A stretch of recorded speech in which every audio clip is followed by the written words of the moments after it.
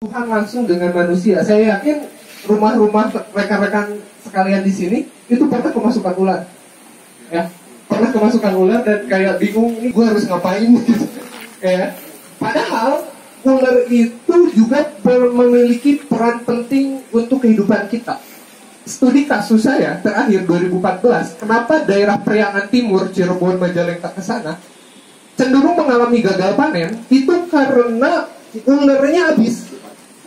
Iya, ularnya habis. Kenapa? Karena di sana ada industri. Satu hari itu bisa menghabiskan 100 kilo bahan baku ular kali 1 minggu, kali 1 tahun, kali berapa tahun gitu. Berapa banyak jumlah ular yang habis. Dampaknya apa? Populasi tikusnya meningkat. Kalau populasi tikusnya meningkat, ya itu dampaknya juga kepada manusia, gitu, teman-teman. Betul. Kemudian ada beberapa hal yang harus kita luruskan terkait ular ini. Ularnya ada ya? Oke, nanti buat teman-teman yang nggak berani interaksi, kita coba interaksi. Kita coba interaksi dengan pengawasan saya, gitu ya. Yang ada, dia itu mendiami sarang buruannya. Sampai sini logikanya masuk gak? Jadi kalau ada yang bilang, awas dong tadinya sarang orai. Bukan sarang orai. Tapi si ular itu sifat berburunya wait and see. Kenapa? Karena dari segi gerakan dia terbatas. Jadi dia menunggu mangsanya masuk, baru dia menyerang gitu. Makanya dia senang ada di lubang-lubang gitu.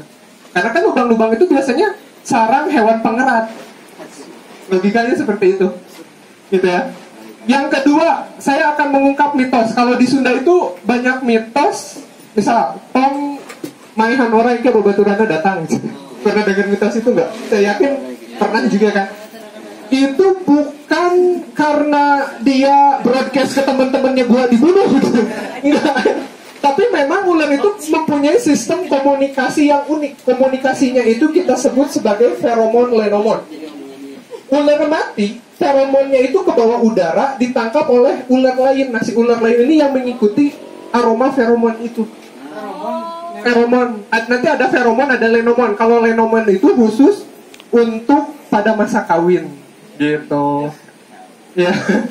Karena waktu kita terbatas ya, saya akan kasih tahu garis besarnya aja, termasuk jenis ular berbisa dan tidak berbisa, dan sedikit penanganan. Karena biasanya kalau di materi sesuai kurikulum, itu biasanya 3 hari kita full bahas tentang ular, termasuk herping, gitu ya. Nah, kemudian ular itu tidak takut garam.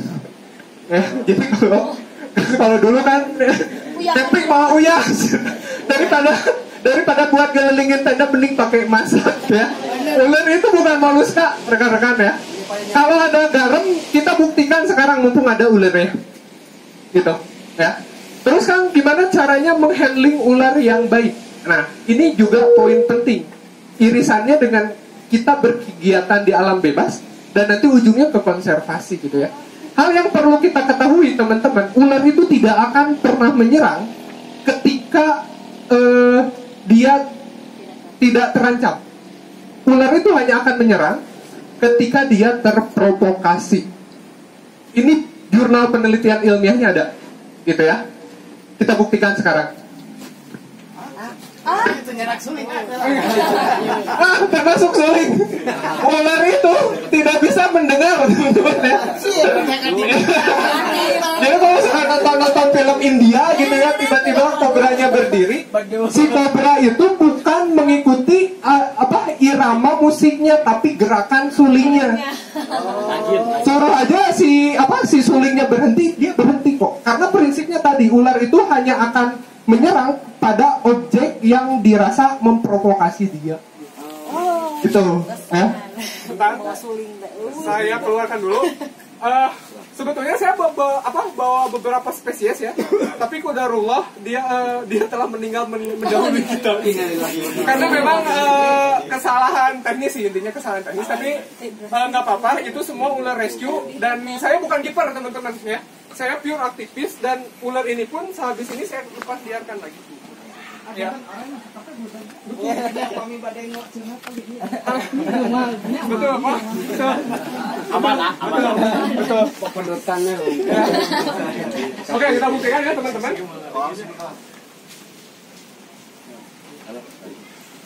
Nah, Ih, cantik. Berbisa nggak itu? ini enggak. Ini jenis Goniosoma oxycephalum. Menyerang. Nah, kenapa? Karena saya provokasi. Nah, ya kan? Nah, tapi kalau teman-teman diam, dia tidak akan memprovokasi. Dia tidak akan menyerang. Tadi nyampur tuh. Ya. Nah, ini juga teman-teman perlu mengetahui ya tentang jenis ular hijau. Jadi nggak semuanya ular hijau itu berbisa. Salah satunya ini adalah Goniosoma oxycephalum atau yang lebih kita kenal sebagai ular bajing ya bahasa lokalnya. Dia tidak berbisa, tapi gigitannya cukup mematikan, menyakitkan. Ada yang mau coba digigit? Boleh. Saya tanggung jawab beneran. Gegel kuman kan. Iya. Jadi tenang aja rekan-rekan, saya udah koordinasi sama Rumah Sakit Al Ihsan ya. Tiba-tiba. Gitu, ya. Ada 2 orang yang berani maju ke depan nggak? Saya buktikan ular ini tidak akan menyerang selama kita tidak memprovokasi. Ya, siapa yang mau maju? Terus Silakan. udah maju ngapain? Ya nanti dulu, kan tadi juga masih belum. Ayo, siapa? Sini, maju. Satu lagi, suara mulai. Ayo, alhamdulillah. Oh, iya, ada. Ada. Wah, ih kok lidahnya warna biru ya bagus. Iya betul. Ngejajar aja. Lepas ini di sini, syaratnya jangan melakukan gerakan dadakan ya Pak. Kalau Bapak sama Akang mau teriak, boleh mau nangis juga boleh karena ular nggak akan dengar. Syaratnya 1, jangan gerak, gitu aja. Oh, dia cuma lewat gitu aja, Oh, gitu. ya kan? Karena luas. Genyal kemana? Oh, Betul. ya kan? Padahal ini udah saya deketin banget, tapi dia mengidentifikasinya ke arah gerakan. Nah, Ada yang masuk ke kamu? dia nggak akan. Tuh. Semua ular itu. Ya, Semua ular kayak gitu. semua ular. Semua ular. Tapi kalau misalnya jenisnya Ya. piton bagaimana? Oh iya, bentar. Boleh biar itu. Termasuk piton. Termasuk piton. Kalau teman-teman beberapa tahun yang lalu pernah dengar ya kasus nenek yang digigit ular piton lalu ditelan bulat-bulat. Itu semata-mata kita juga mengirimkan tim ke sana untuk identifikasi kenapa bisa terjadi seperti itu. Karena itu kasus pertama kali di Indonesia ular menelan manusia. Ternyata memang kesalahannya itu ada di, mohon maaf ya, di neneknya. Dia berusaha menghandling ular 12 meter sendiri. Itu yang pertama. Ya, jangankan ular 12 meter, ular 8 meter aja selama kepalanya udah sekepal tangan, itu manusia udah masuk. Betul. Karena ular itu dia mempunyai rahang yang bisa meral 200 kali dari besar awal. Jadi kan kalau rahang kita mah nempel ya, kalau ular itu enggak nempel seperti itu. Termasuk piton. Gitu. Cuman nanti di teknik handling. Nah, ular yang panjangnya lebih dari 1 meter, gitu ya, itu bisa menggunakan alat, ya. Kalau ular yang panjangnya kurang dari 1 meter, itu jangan pakai tangan, jangan coba-coba pakai tangan. Kenapa? Karena ketika dia balik, hadapannya langsung tangan kita. Beda lagi dengan piton yang ukurannya 3 meter ke atas, itu harus 2 orang. Kejadian lagi di Kalimantan, ular 6 meter dia handling sendiri, belit lehernya, lalu dengan mudahnya kayak trak gitu dan meninggal kayak gitu. Nah, ular ini bertetangga dengan kita, bapak-bapak, ibu-ibu, gitu ya. Itu sebabnya kita harus paham bagaimana cara penanganannya, kayak gitu. Kalau dibunuh dibenarkan atau tidak? Selama ini yang saya pahami, selama kita masih bisa melakukan treat, artinya perlakuan yang tidak membahayakan kita dan bisa menyelamatkan ularnya, saya sarankan untuk jangan membunuh. Kenapa? Kaitannya dengan peran ekosistem tadi. Gitu. Tapi kan ular ini masuk ke rumah saya, justru itu indikasi bahwasannya rantai makanan di sekitar rumah bapak-bapak, ibu-ibu terjaga dengan baik. Kenapa? Ular itu salah satu mangsanya kan tikus. Tikus lumrah ada di rumah. Cicak juga mangsanya ular. Berarti dia ada normal gitu, ada di situ. Cuman yang terkait nanti bahaya bisanya itu yang perlu kita identifikasi, ular ini berbisa atau tidak, ular ini berbahaya atau tidak. Tapi yang ingin saya tekankan gini, mau ular itu berbisa atau tidak, yang jelas dia mempunyai kemungkinan membahayakan yang sama besar.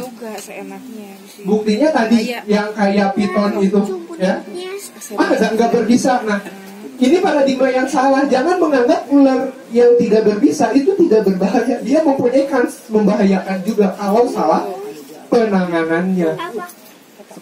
Seperti itu, gitu ya. Terus identifikasi ular. Pertama saya luruskan, tidak bisa diidentifikasi dari warna. Warnanya cerah pasti berbisa tinggi, itu bohong, gitu ya. Enggak, ular kobra itu hitam legam, gitu ya. Tapi dia berbisa tinggi, gitu. Kemudian ular kepalanya segitiga pasti berbisa tinggi, itu juga enggak semuanya, ya. Ular berbisa tinggi yang kepalanya segitiga itu cuma viper. Nah, habitat ini itu habitatnya viper. Viper hidayat, ular yang mempunyai taring panjang yang bisa melipat, itu habitatnya, gitu. Termasuk daerah Cisanti, gitu. Saya pernah rescue king cobra di sana 6 meter di Cisanti, ya. Seperti itu. Kemudian tidak bisa juga diidentifikasi dari gerakannya. Kalau cepat dia tidak berbisa, kalau lambat dia berbisa, itu juga tidak. Ya, karena apa? Ada ular di Papua namanya IKHK, itu kecepatannya lebih dari ini dan bisanya sangat mematikan. Terakhir yang meninggal karena gigitan IKHK itu anggota Pusdikpasus. Semenjak kejadian itu saya dipanggil buat ngasih snake handling ke siswa-siswa di sana. Seperti itu. Terus kita berbicara gimana sih kalau kita kegigit gitu misalkan. Nah, jangan gerak aja, jangan gerak. Dia nggak akan itu. Diam aja. Nah kan, dia cuma lewat doang. Ini bukti nyata. Dia nggak akan menyerang. Itu ada penelitiannya. Nah, termasuk buat teman-teman yang suka memperhatikan atraksi ya. Misal cium ular. Cium ular itu juga bisa dijelaskan. Ular itu punya blind spot.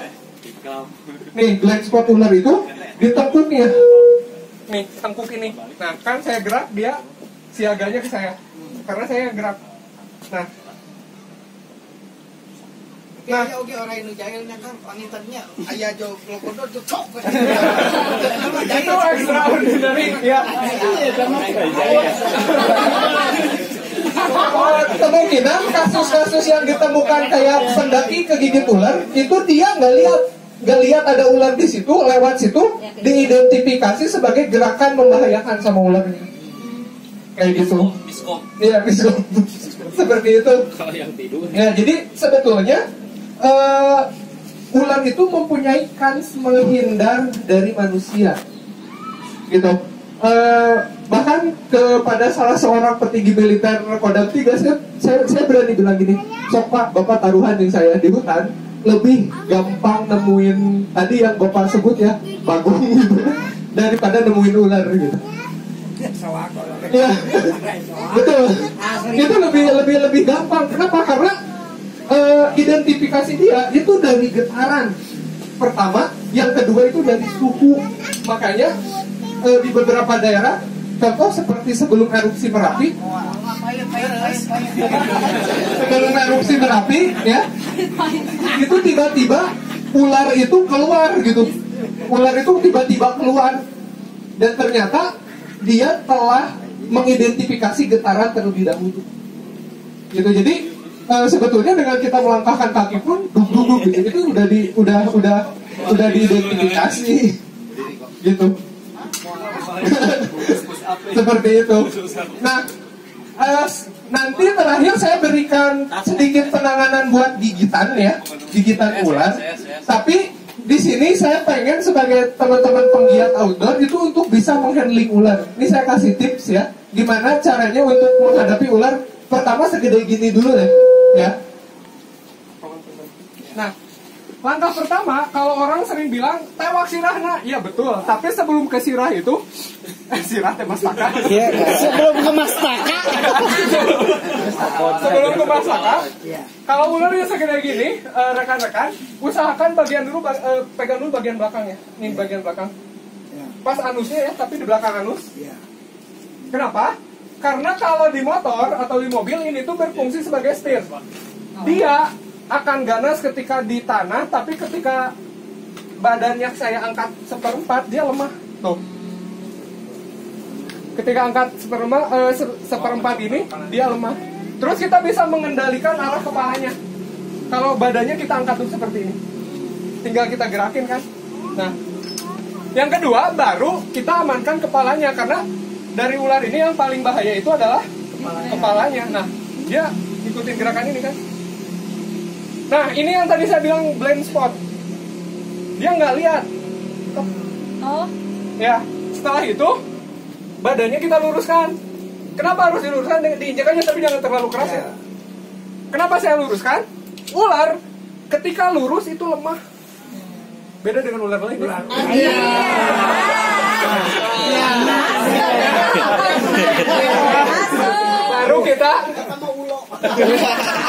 Baru kita amankan kepalanya. Jadi ular itu kalau posisinya lurus seperti ini, dia lemah. Gitu. Dia lemes.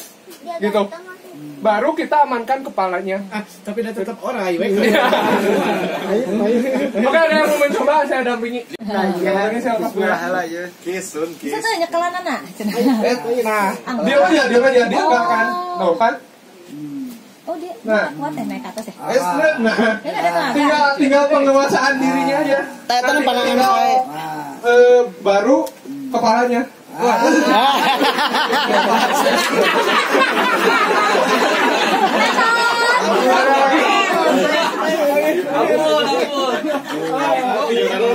Ampun.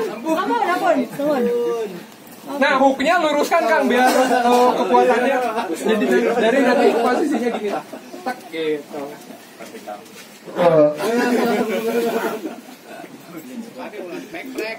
Ular prek. Set. Nah, Lurusin badannya. pelan-pelan dari belakang aja. Oh lalu nang sendiri. Jempol ah ya mah biasa ya mah biasa. Iya. Oh iya jangan ya.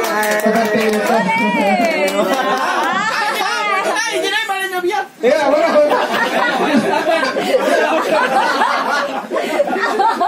Ada lagi yang mau coba silakan. Ya, Pak, enggak. Beneran dong. Bebas. Ya, lepas. Kan diangkat 1 meter enggak? Enggak. Ada patokannya 1 Iya, meter diangkat. seperempat badannya aja. Seperempat badannya. Badannya. Dia nggak akan bisa naik ke atas Iya. kan? Tuh geningan naik. Iya, karena dia ular pohon. Oh, tuh kumaha. Dia ular pohon.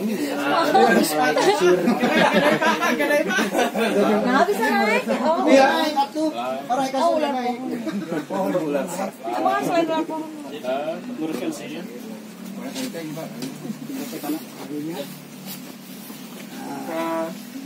Pakai jempol. Seperti itu. Oke, ini ceritanya Bapak dapat ular di rumahnya. Kan ceritanya dunia hayal. Oke, foto dulu. Oke, boleh.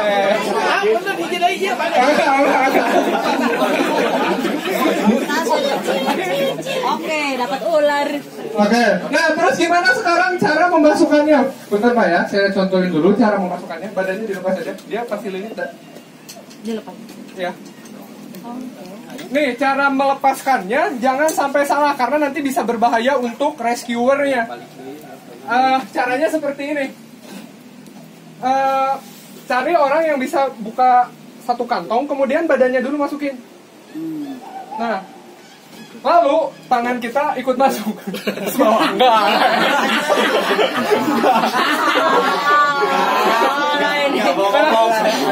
Nih, terus oper gigi ya, enggak oper tangan. Nah, pegang kepalanya baru lepas. Oh, oper ke tangan kiri. Nah, dia aman. Oke. Standing wow pergi Kayak gitu, dia aman. Posisi gini dia udah aman. Gampang apa? Seperti itu. Ya emang perlu interaksi, perlu interaksi kayak gitu. Ah, untuk ibu-ibu ya, itu padahal kalau ini kan kebanyakan laki-laki takut orang mending bawa orang. Iya. Iya. Daripada bawa ini yang bodyguard. Ya, termasuk kalau saya ngisi pelatihan di komplek-komplek, saya tuh biasanya ngasih tip bagaimana ibu-ibu untuk bisa menghandling ular. Bisa pakai sapu, bisa pakai serok, itu bisa sebetulnya. Cuman karena kita waktunya terbatas ya. kadang si kadang kasihan ya. Betul. Dia panik ada. Iya, betul. Betul. Makanya mindsetnya kita rubah dulu. Ular itu tidak semenyeram apa yang kita bayangkan gitu. Kalau kita paham handlingnya seperti itu. Nah, tadi dapat hadiah loh yang ini. Yang apa? Oh, yang udah menghandle. Ya. Wih, langsung ya. Nah, terus kan gimana? Boleh nggak kalau misalnya kita membunuh ular? Kalau misalnya keadaannya darurat dan tidak memungkinkan kita untuk menyelamatkan, itu nggak apa-apa teman-teman.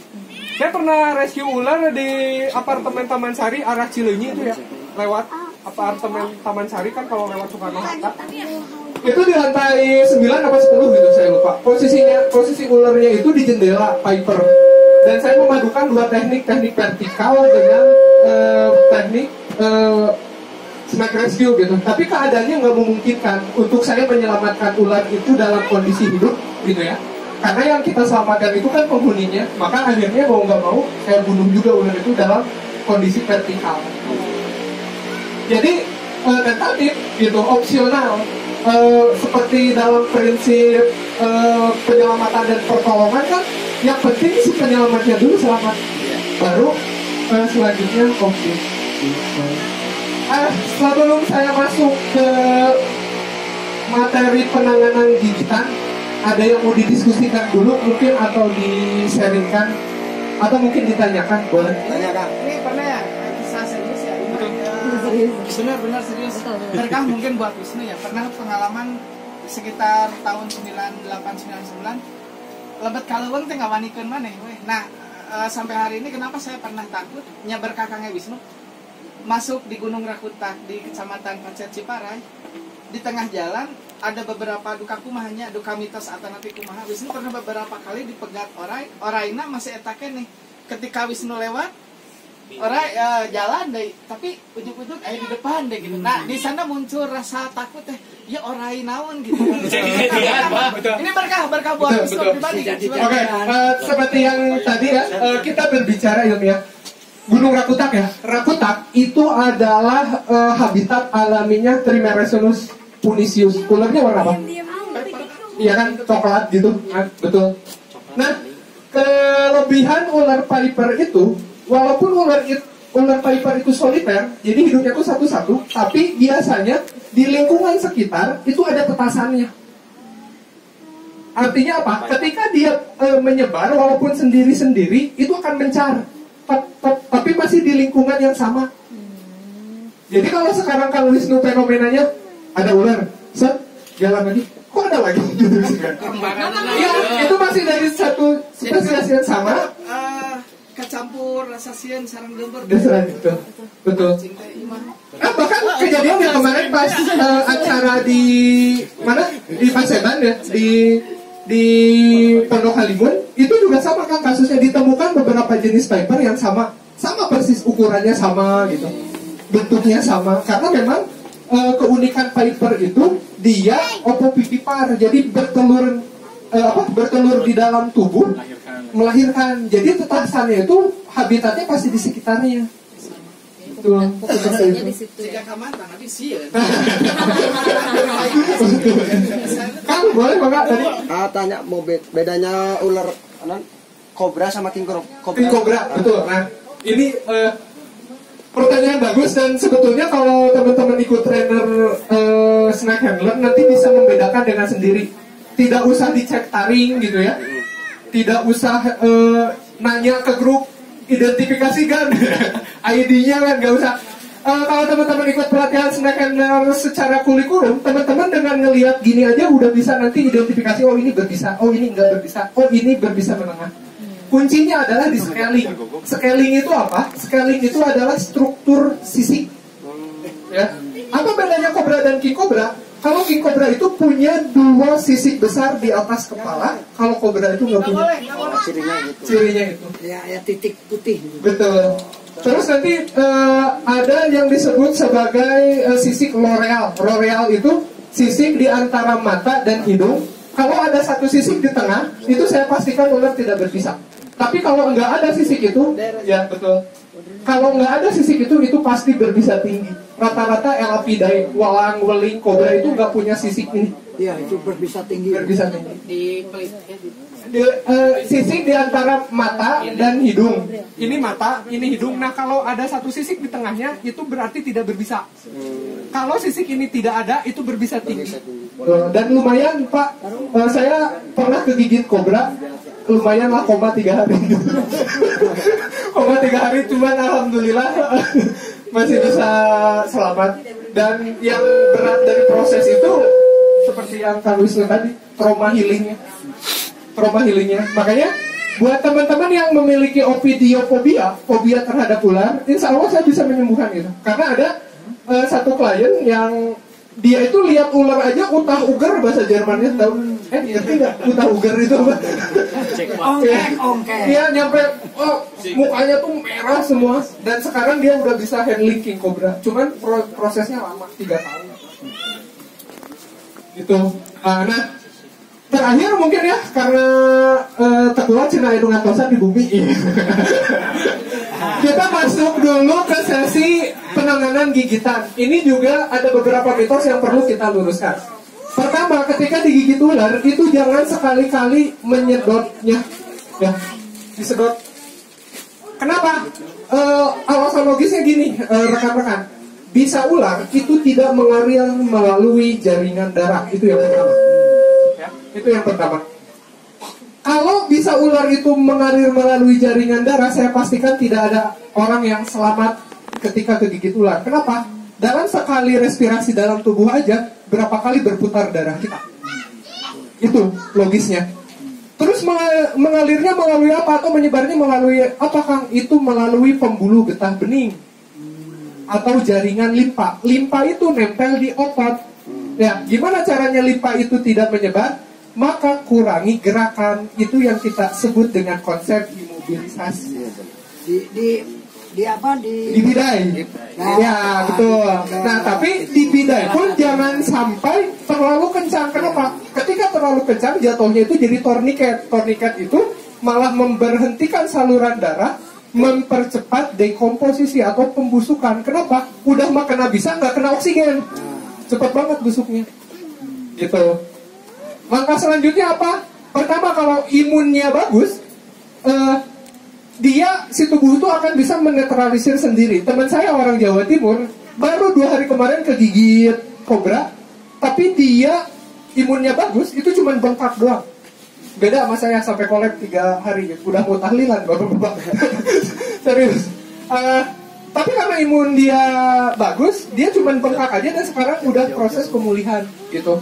Tapi ketika imunnya jelek, masuk fase sistemik. Fase sistemik itu ketika bisa ular menyerang organ vital gitu ya. Itu baru kita bantu imun itu dengan serum. Gitu, serum anti bisa ular, dan itu hanya ada di rumah sakit kelas 1 ya, kayak Al Ihsan gitu. Itu pasti ada.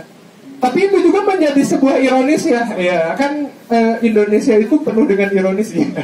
Kayak tadi konteksnya sampah gitu kan, ujung-ujungnya pasti regulasi lah ya, kayak gitu kan.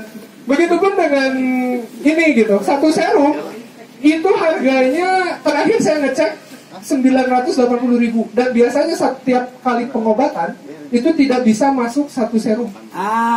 Minimal itu 4 serum, dan kasus yang pernah saya tangani paling banyak itu habis 33 serum. Ya kali 980 berapa gitu. Dan itu tidak tercover BPJS. Itu. Nah, makanya saya lebih aware kayak edukasi. Kenapa? Agar kitanya bisa lebih prepare gitu. daripada ketika mengalami kecelakaan dan resiko seperti itu. Dan di Indonesia itu jenis ular berbisanya lebih dari 30 ekor, tapi serum bisanya hanya tersedia untuk 3 ekor. Oh, yang lainnya belum ada. Yang lain belum ada. Dan untuk 3 ekor itu sifatnya polipalen, Pak. Polipalen itu kayak SCTP, satu untuk semua gitu. Yang bagus itu satu serum untuk satu jenis. Dan itu pun bahan bakunya didatangkan dari Thailand, bukan produksi Bio Farma. Kenapa saya tahu? Karena saya pernah studi banding ke Bio Farma. Seperti itu. Terus langkah pertama gimana ketika kita tergigit? Yang harus kita imobilisasi itu daerah gigitannya, gitu. Ada yang berkenan menjadi sampel? Enggak, udah enggak main ular kok. Iya Kang, enggak, silakan teman-teman. Terus yang gigit siapa? Misal ya, Akang ini tergigit maunya di mana Kang? Oh, di tangan. Di dia kan. Digigitnya di mana? Bahaya. Betul. Bahaya. Misal di tangan ya. Nah, jepluk sih nggak gigit ceritanya. Nah, daerah yang harus dihentikan pergerakannya itu bukan semua badan, tapi cukup daerah gigitannya, artinya dari sini sampai ke sini.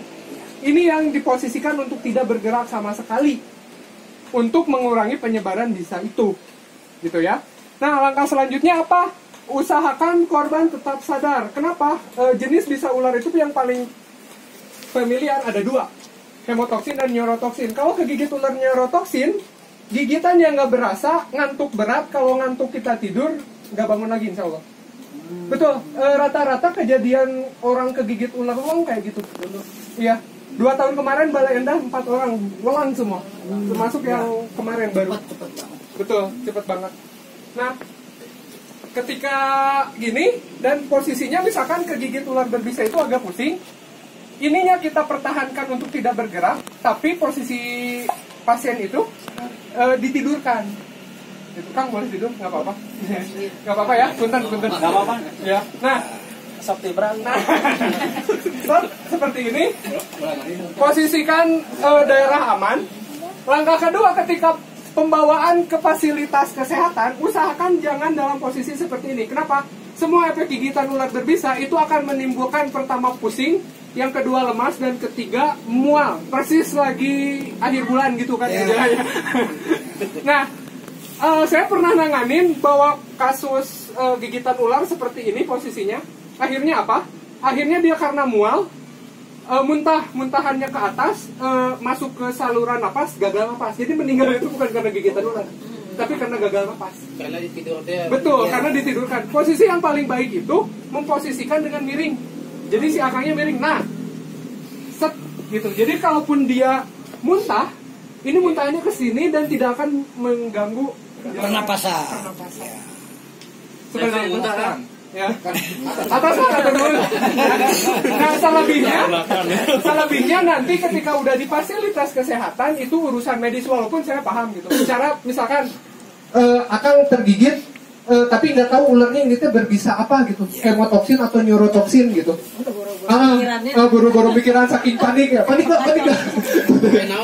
Nah, cara mengidentifikasinya gampang Kang, ambil aja sedikit darah dari bekas gigitannya, masukin toples, kedap udarakan. Kalau dalam waktu 10 menit dia tidak membeku, berarti ular yang ngegigitnya itu jenis hemotoksin.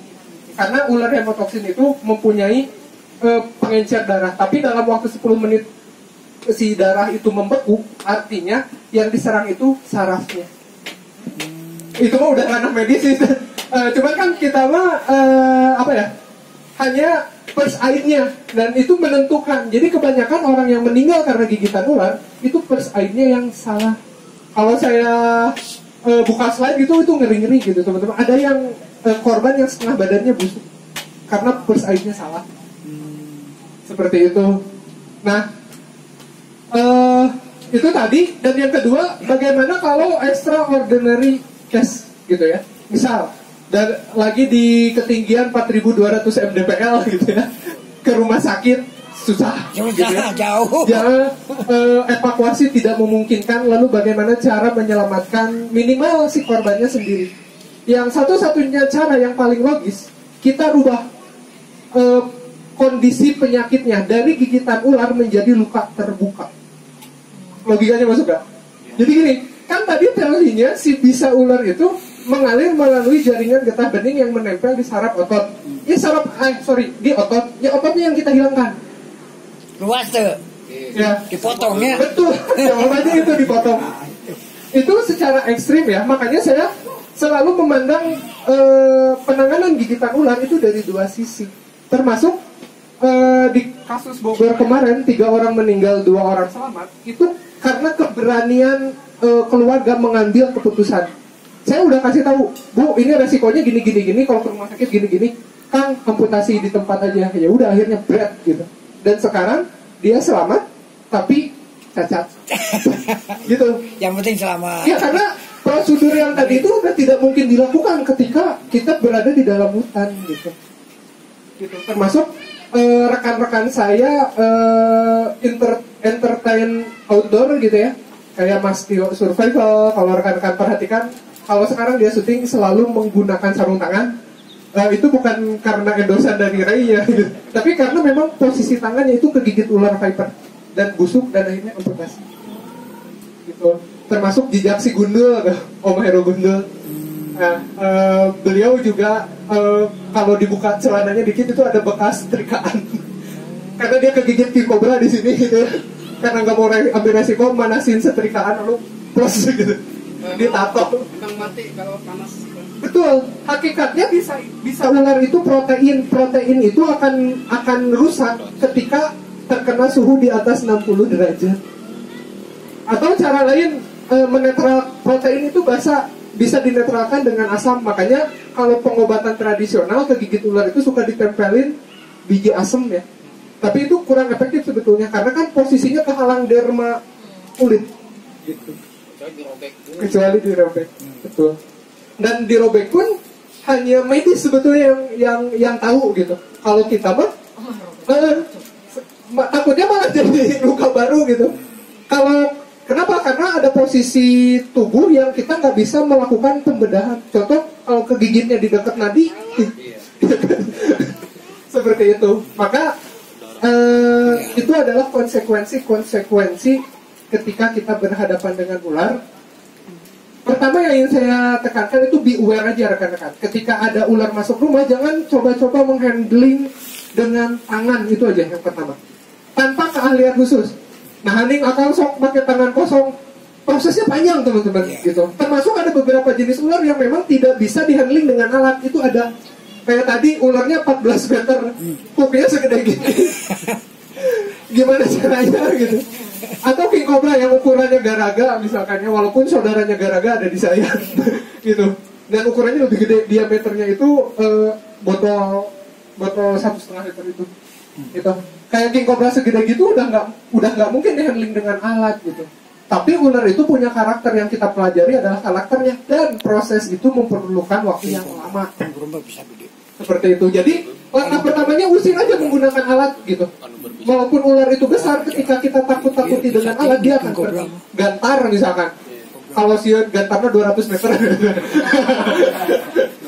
Kayak gitu bisa. Yang penting menjauhkan dia dari lingkungan kita menuju kembali ke habitatnya. Makanya saya sering tekankan ular yang masuk rumah itu adalah ular yang tersesat. Seperti itu. Panjang sebetulnya, banyak yang ingin saya bahas mengenai detail-detailnya, tapi waktu juga yang memisahkan kita. Ya. Kedepannya rekan-rekan saya yakin hadir dari berbagai komunitas ya. Ini dalam rangka kampanye kita semua juga dalam menjaga kelestarian lingkungan hidup, dan kita sangat aware sekali kalau misalnya rekan-rekan komunitas atau organisasinya ingin share lebih dalam tentang ular ini gitu. Karena kasus gigitan ular ini masuk 10 besar penyakit mematikan di dunia, tapi termarginalkan, gitu nggak? Termarginalkan itu tidak terperhatikan. Gitu. Makanya kita sebagai manusia yang lebih berpikir, kitalah yang lebih harus aware, gitu. Jadi itu aja. Saya sangat terbuka apabila ingin sharing dengan berbagai komunitas, dan sebetulnya 3 hari yang lalu juga saya baru melakukan hal yang sama di luar kota. gitu. Ya tujuannya sama, untuk mengkampanyekan ekosistem ini gitu, atau kesadaran terhadap lingkungan hidup ini. Itu aja mungkin. Kalau tidak ada yang mau ditanyakan lagi, saya kembalikan ke Mbak MC ya.